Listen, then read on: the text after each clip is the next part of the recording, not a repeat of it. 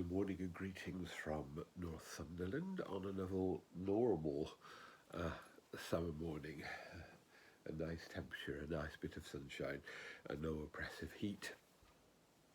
Today we keep the feast of St. Mary Magdalene.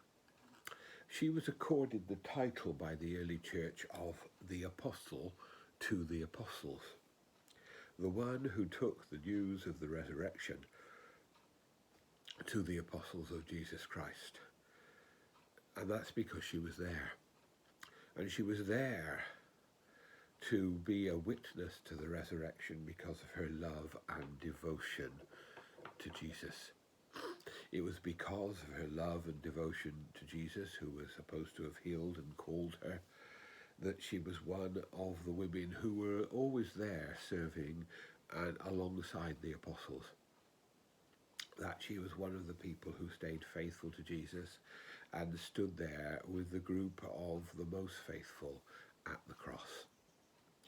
And she was one of those, the Orthodox call them the myrrh-bearing women, who went to the tomb to perform those last offices for Jesus as soon as the moment in the law allowed them to do.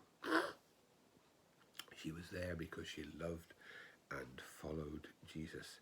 And so she was treated to that encounter with the living Christ, that encounter with the risen Christ that we read about in St. John chapter 20. Her life, which had been transformed by Jesus, had been transformed again by her sense of loss at his death, was again transformed, renewed and empowered by his resurrection. And so she could be sent out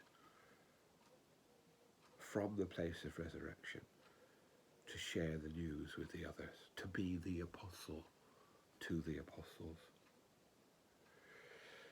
I always thought that her story was one of those which was the most convincing when we debated the ordination of women.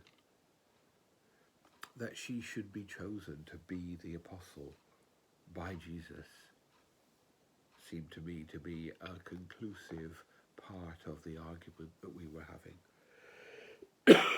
And so we honour her. We honour her because she followed Jesus.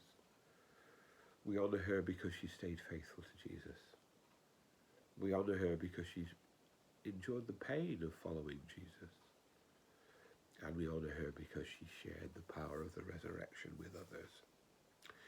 And she is set before us as an example of faith.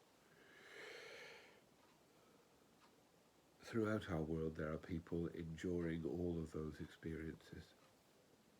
The first flush of coming to faith, the patient following, the hope and suffering that can come together, and the joy of the resurrection. As that is experienced in our own lives, may we, like Mary Magdalene, be empowered to share the resurrection life with those who we encounter. May God bless us. May God bless the people of Ukraine. And may God hold us all in his love and his light and his hope. Amen.